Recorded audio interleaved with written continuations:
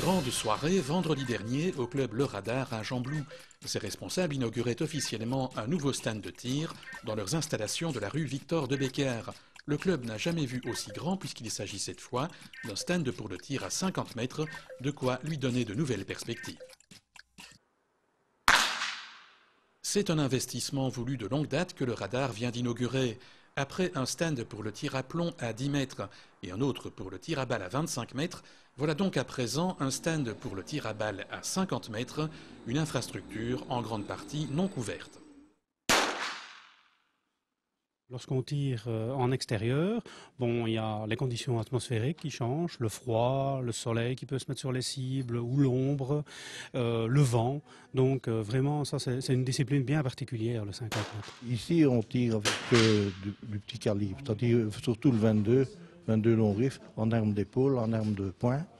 Et on tire en 30-30, 40-40, et puis ça c'est terminé.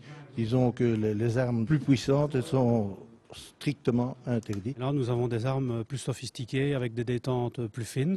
Pour avoir un peu une idée, un pistolet, c'est 500 grammes de détente pour tirer au 10 mètres. Ceux que vous avez filmés auparavant, ce sont des détentes de 10 grammes, entre 10 et 20 grammes. Donc c'est vraiment de la précision pure, avec vraiment des armes avec une technologie déjà très avancée. Du tir à 50 mètres, c'était aussi une demande de beaucoup de tireurs.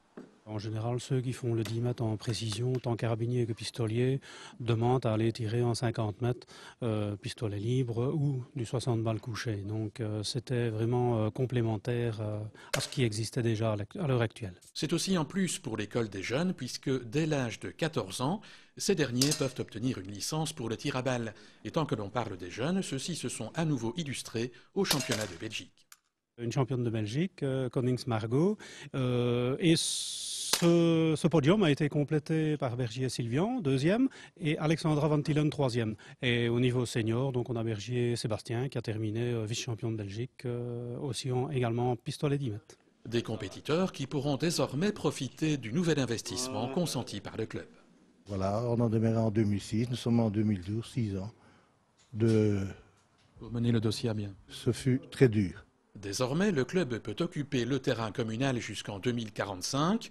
Pour financer son projet, le Radar a fini par trouver un nouveau partenaire financier. Le reste, 50%, est venu de la région wallonne, grâce à l'oreille attentive du ministre des Sports de l'époque, André-Antoine. Budget total, 200 000 €.